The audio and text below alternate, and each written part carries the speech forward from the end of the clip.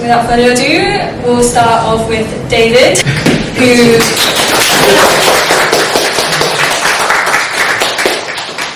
Being a movement artist, David will start us off with an embodiment workout first. It'll be about... Obviously it's a workout, but really I thought of sharing something that starts with the body because I'm personally quite an introvert, and I think sometimes coming to a space like this can be quite overwhelming when it's always words. So I'm hoping that we can start by just landing in our body. So right now I invite everyone to close their eyes. If you don't feel like doing that, you can also simply soften your gaze.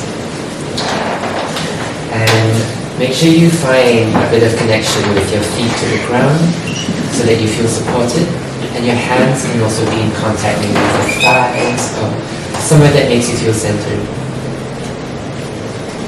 Let the lips part, jaw softens, and take a full breath in,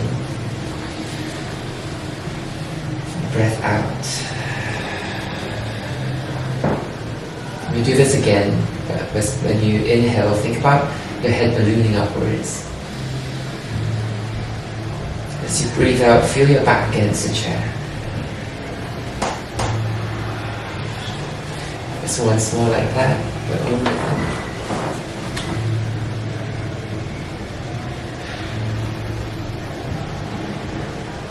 Now keep this going in natural rhythm of your breath, but I'd like you to bring your attention towards your why.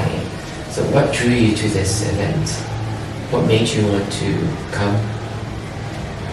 And maybe this is not resolved and it's just pure curiosity, and that's also fine. And let that be at the forefront of your mind, and allow that thought, that value, that word land in your body. If it is curiosity, what is it that you sense in your body that's expressing that?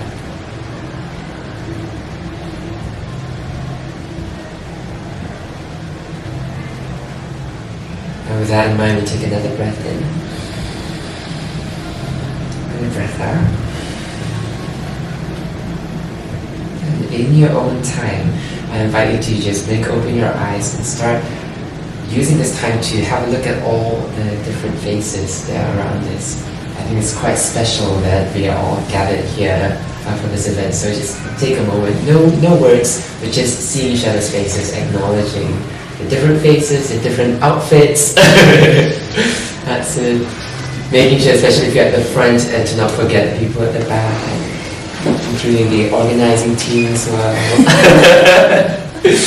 Amazing. And with that, try and make 3 people crack a laugh.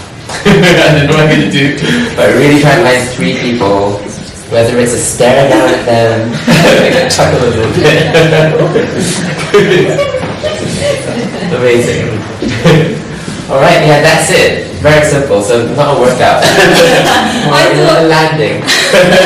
In my head I envisioned it as like standing up and like really expressive. That shall come in like the subsequent events, I think. Great. That was actually really helpful. I did get a bit nervous as I was talking, so I feel like it really helped me to relax as well. Good. So how did you get into yoga and being a movement artist? Well, the first time I was asked to run in school, I just cried. My mom had to come over and make me run. But I think movement somehow found me accidentally as I grew older. And in hindsight, I've realized how much that became my coping mechanism in dealing with my sexuality. I was raised in Malaysia, and so I don't know, I had 3 older brothers who are very straight, so that meant like I just stick up like a sore thumb. My best friend's my mom, and we are the main people who just hang out. And yoga came into the picture when I knew I was coming to the UK to study. It's a very common thing in Malaysia when you when you finish high school, you would send your kids away. For some reason, that's the the thing to do. It's usually in Australia because logistically it's closer. But for some reason, I was like, no, everyone's going down and go as far away as possible. So and when I knew that I was going to leave, I thought, oh my gosh, I'm really going to miss my mom, and I wanted to make sure that we have something to speak about and something that we share in common. And also because I know she spends so much time with me that a part of me is that when I leave, what is she gonna do? Because all of the kids have grown up. So then I thought, okay, let's do this thing that I saw on the billboard outside of my house. Did it, really struggled, but then it became like the thing that kept us together over the years. Even when I was here, we just Skype each other and talk about that. She doesn't do any of that now because I have 2 nieces and she has reverted completely back to mom mode. And so no yoga for her, but I think that was how I started. And so when I did yoga in the UK, it was really the space where I was processing my emotions. I'm never one with words, so it doesn't help me to kind of, if people ask me, how are you feeling? I don't know. But even to this day, I don't know, but I know my body knows. So just going to places where I'm asked to hold a form or even just do certain movements just gave me that time to brew and just process the complexities of whatever it is that I'm feeling, and most of the times I just end up crying in class. And I think that's why I ended up pursuing dance professionally, because I'm really so drawn by the fact that if everything can be expressed by words, what is the point of movement? There really is something there that can be left unspoken and that can be explored. So I guess that's how movement found me, and that's why I'm continuing doing expressing yourself through movement and body as opposed to words. I guess it's a space where I don't feel judged. When I'm asked to just do certain things, I can just do it without having to explain myself. And that is like the little pocket of freedom I could find in a day where I often feel like I'm looked at or judged upon in my choice of words in the way that I'm sure many of us would have experienced. My dad kind of going, spread your elbows when you eat at the table, or like take bigger steps. And I even remember like when I was 16 when I was doing all of that, and he was like, you've grown up to be such a man now. And I'm like, I think even now I still identify so much as a boy, because I think that's this like apprehension of like, I don't really want to address my sexuality, so I'll stay a kid as long as I can be Peter Pan, The reacting to the pressures maybe from these societal values, or maybe all these ideas that your dad is kind of imposing on you. Yeah, and in terms of fight and flight, I'm definitely flight. So it's just like, okay, fly, ignore, and be numb. Like run away in the middle of this. Yeah, exactly.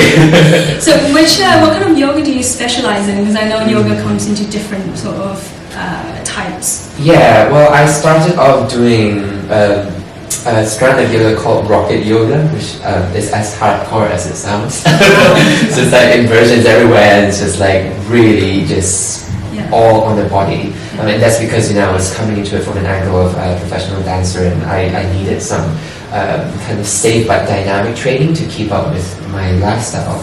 And then from there, I'm really glad I started with that, because the essence of rocket is based off the most classical practice which is Ashtanga yoga, which is what we most commonly associate as the yoga that everyone knows. And the essence of rocket yoga is about play. And so that just gave me I felt like I was given the permission to really play around with how I can get people to move.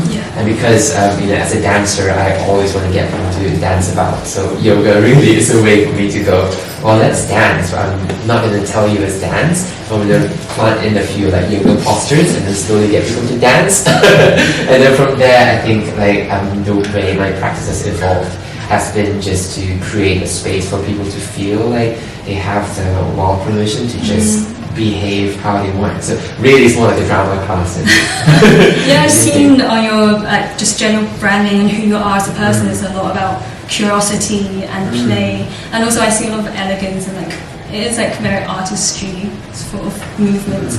And I know you did architecture initially and then transitioned to dance and now yoga. And was for me, I see it as breaking away, pursuing freedom, chasing your passions. It's obviously something that Asian parents tend to frown upon, right? How did your parents react when you told them, I'm going to pursue yoga full time? I think I really have to say I've really lucked out by being the youngest of four. And four sons as well. So it's like, great, yeah, my brothers can do all the traditional stuff and I feel like a bit more free to venture about, because by that time they were just like, okay, yeah, well, just do your thing. But they did shut me down, like, because my initial pitch was I want to be a fashion designer, and it's like, no, you're not going to do that. So that's how I honestly turned to architecture, which I really loved. But then that's kind of how I got into it. And in terms of how they responded when I guess effectively jumped ship, was I don't know, they were quite like, at that point I was a bit older as well, so I was very glad that they just chose to trust me, and they just went, if as long as you're happy, just do your thing. Because I guess I've been quite like a good boy from young, and if I've kind of brought something up like that to them, they know I would have considered it quite seriously. So that and I also gave them an ultimatum, because I said, okay, I'm going to take a 1 year gap year to dabble in dance, and I'll make sure if I were to continue, it would be a scholarship, because I do not want them to fund a whole jump education again. So then thankfully that didn't work out, so then I just went on. Nice. And obviously doing something you love is quite different from loving someone that you shouldn't, quotation marks, especially when it's still illegal in Malaysia, right? So how did you come to discover your sexuality? How did you know that you were gay? I think I knew from very young, but what's interesting was my really young memories came back to me after I came out to myself, because it was so blocked from being in I don't know, just in Malaysia there's a lot of because I was a very good boy, I actually was. So you keep saying. Honestly, in high school it was like I was given a lot of stuff to a point where I was head boy, and so there were a lot of eyes on me to a point where I really feel like I cannot fail them. I cannot do any wrong steps, because I would be found out. So my biggest fear has always been I'd be caught out. And so all of the things that you said, I really relate, the connotations of it would be the end of me if someone would be like, you're gay or something, because it would be planting the seed, and because I think I've been hiding a lot behind my academic. I've been blessed to be able to fit within the way the education system works. So then with that, it's become the armor that I just okay, I will just have to study hard and perform well, and no one's going to question everything else about me.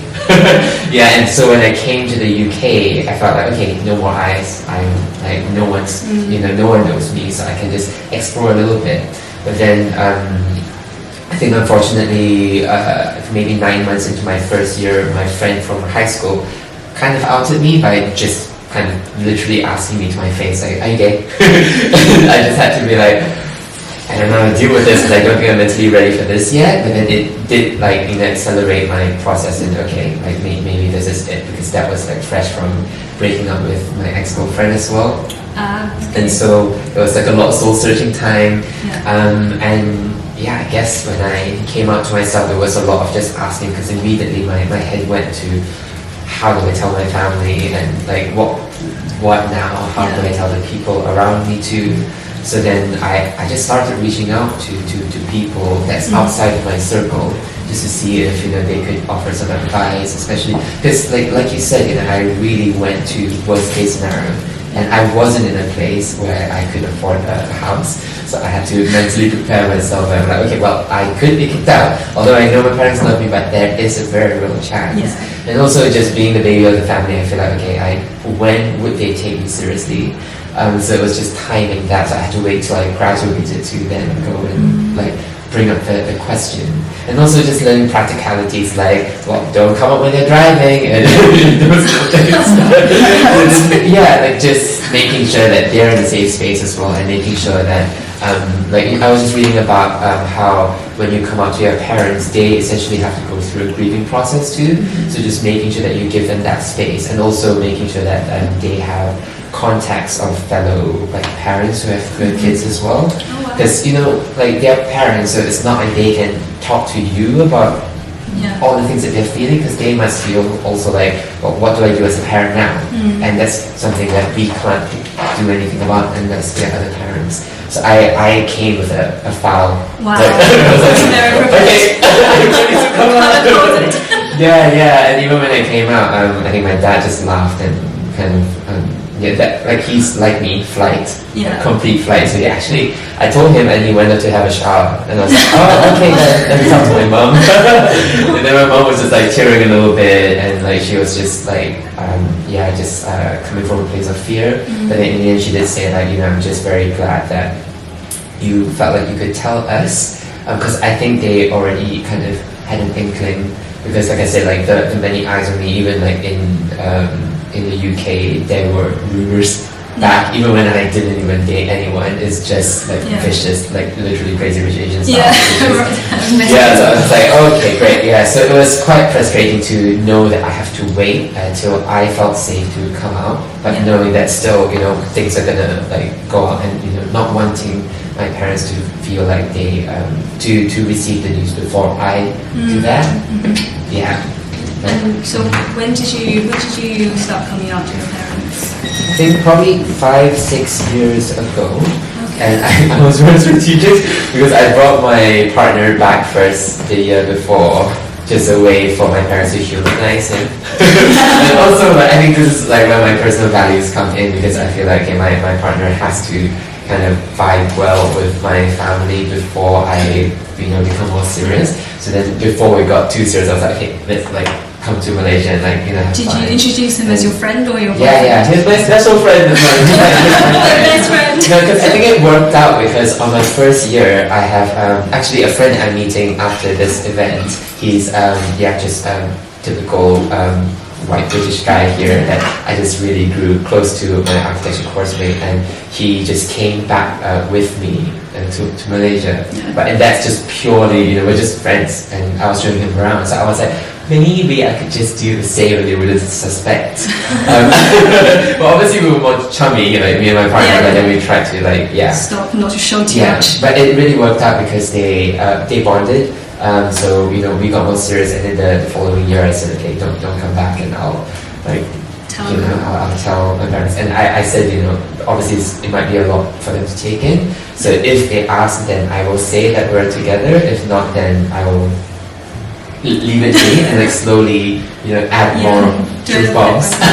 I see. Very strategic. Got to long-term plans. Yeah, and it really helped because I think then their relationship maintained, and he wasn't ever like a risk of being blamed at. Like he will never be that reason that I turned gay, or like, because there was even the conversation that maybe don't go to the UK, like it's turned you.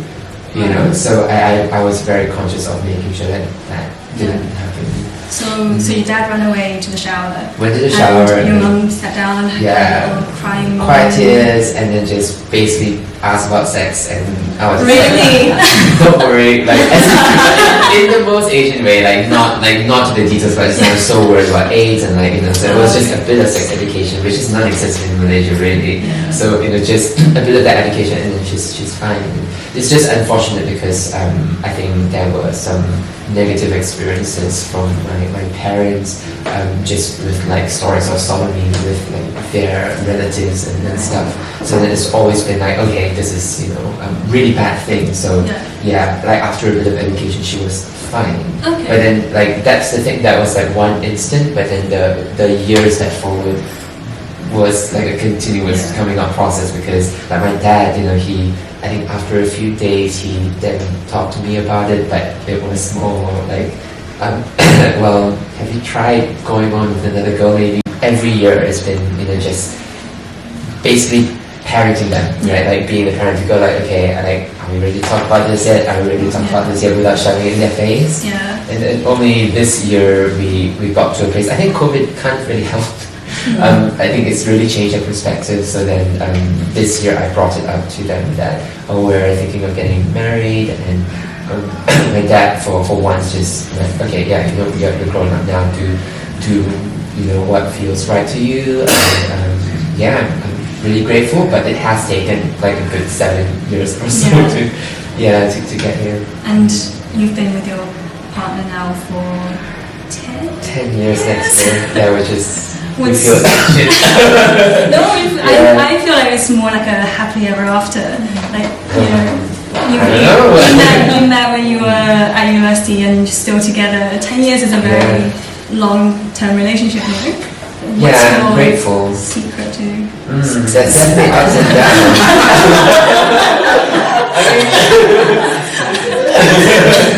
But no, there's definitely ups and downs, and we've definitely had like a fair few breaks here and there, and and I think that's the thing as well, like in terms of values, you know, just being brought up, I don't know, just like being filial and what you see as a relationship. I think that's really kind of and Yeah. having your values aligned and Yeah. wanting to be serious and wanting this to be having a real shot at forever, I guess. And even the prospect of like fatherhood, right? Yeah. That took me a whole year to be like, okay, is this like planted in my head as like, you know, something that I need to do, or I really want to do it?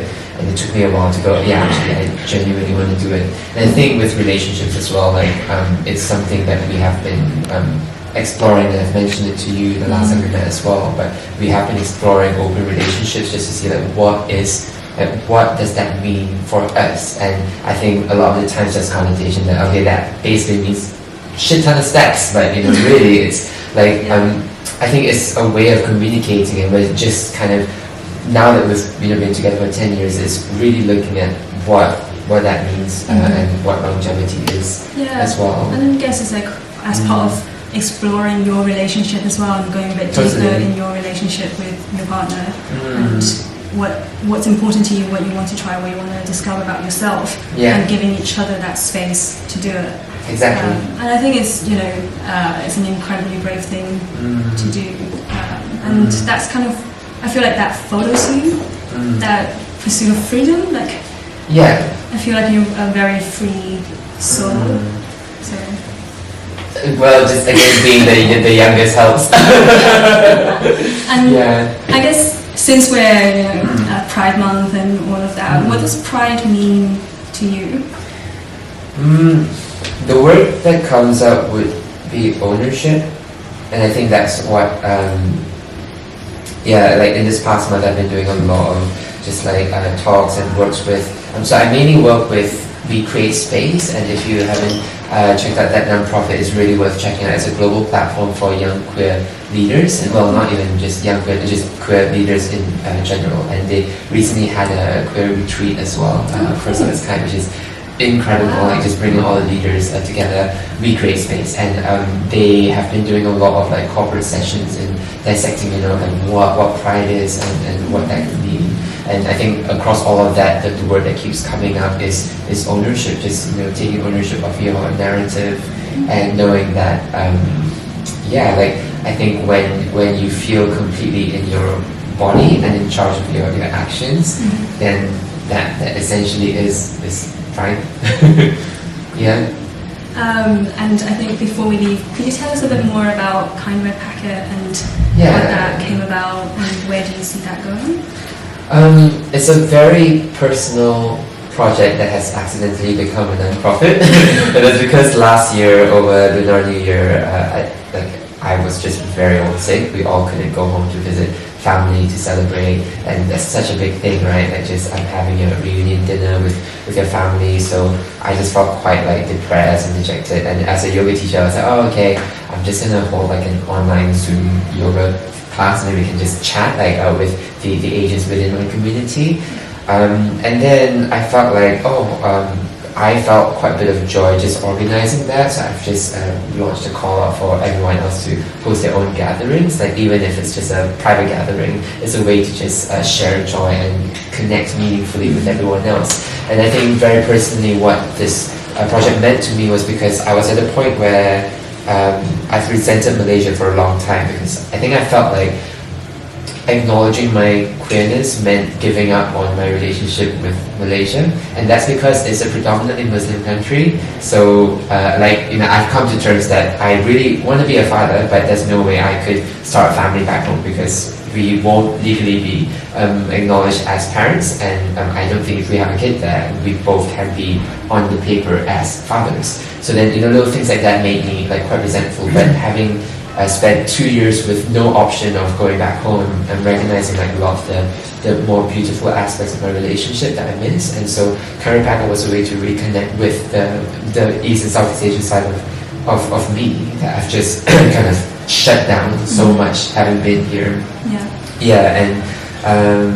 I think, like I said, this personal thing became this nonprofit, and what I'm really looking into doing with the nonprofit right now is to try and decolonize wellness and pitch wellness that's more culturally sensitive, especially for the elderly and for young kids. And that's why I use the term red packets, because I just remember even when you receive a red packet from the auntie that you just don't really like, it's still very intimate and it's still quite a sacred moment. and I like that, and I really hope to use that essence to kind of share with everyone what an exchange and what a gift could look like beyond the traditional form of money.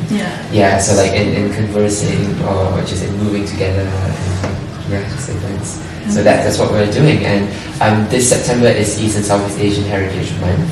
And I work with BC as well, the British East and Southeast Asian Network, and essentially this is our second year in basically a national heritage month where everything EC is happening, a lot of events is happening, and as a part of that we're hoping to organize a wellness day, you're free to come by. Let us know the dates and venue. Will do, Does anyone else have any questions for David? I have another question, and I guess a comment. I think you were mentioning about the whole thing where your parents... I'm from Indonesia, by the way. I'm half Chinese, half native Indonesian. The Chinese part is 7th generation. But roughly speaking, the cultural sphere is a bit it's Chinese. And I remember distinctly that my aunts, my mother's relatives, when I was moving to London, I actually did get so I guess it's a warning, or basically saying that, be careful, because when you're moving to London, a lot of people became gay when they go to London. I think it's Southeast Asia. It's a thing. I remember when I came out to my mom, that did come up, because she was trying to understand, is that, nurture versus nature? Yes. Did it happen? Is it but I think what made me really, in a way, I made me really happy with my dad's there, and my dad was obviously these people are gay, and then they go to London because they don't figure it out. It's not the causation and the correlation; it's the other way around.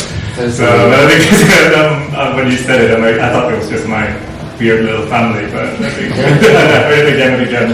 I'm so sure as part of my very thick file, it's mentioned there that is one of the most common things that as part of the grieving process that they will look for a factor to blame. It's just coping, right? So that it's either the person, if you're seeing someone, or the country, the place that you went.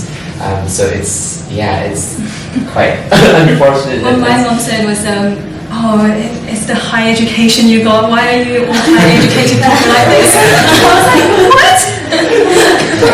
I've never heard of that before. But yeah. And I even remember because my dad's very sensible, very rational. That's the way he is. And when he came to being ready to talk to me, I remember he was saying, I'm so concerned now that you shared this, how is it going to impact your work?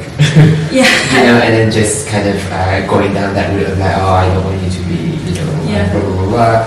But then, there's just so many angles that, but it is inherently all just viewed as one whole thing, which is why, again, I go back to movement, because just words are not enough to process really how complex it is for us to navigate every day as a queer Asian, just with microaggressions happening outside, but even just without that, like, because I feel sometimes it's quite hard to offend me just because I'm so slow, and like, if someone was over like literally 5 hours later, I'd be like, oh, okay, like that's just happened, and then I would have forgotten about it because I'm just like quite chill generally. Yeah, but then like even with that, sometimes I feel a bit bad because like when aggression is happening, I'm never really, I'm that aware, but I'm still very in my head. So like I deal with questions, and if you're like me, I feel like it is tiring, right? Every day to like question yourself and be like, oh, is this appropriate? Is that right? Am I supposed to be like this or that? And like that wears you down. And I think that's like one of the more specific, things that we deal with as individuals. Also. Yeah. I felt like for me, I became a lot better after I came out. I stopped asking a lot of the questions. I don't care anymore. Yes, like done. definitely. But, thank you for answering all my questions.